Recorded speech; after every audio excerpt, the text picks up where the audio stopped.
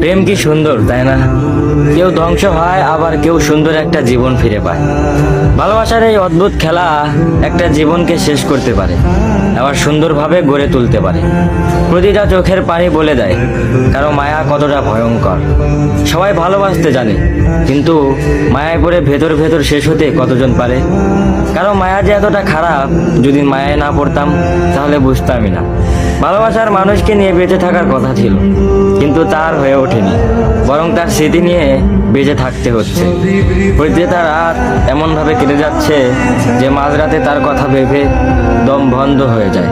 তাকে নিয়ে কল্পনার জগৎ সাজিয়ে তুলেছি, যদিও বাস্তবে তাকে পাওয়ার সম্ভাবনা 1% নেই।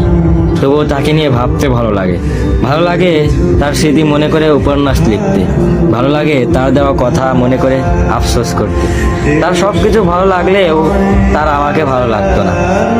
সে তো ভালোবাসা নিতে জানতো, কিন্তু সে কখনোই ভালোবাসা দিতে জানতো না।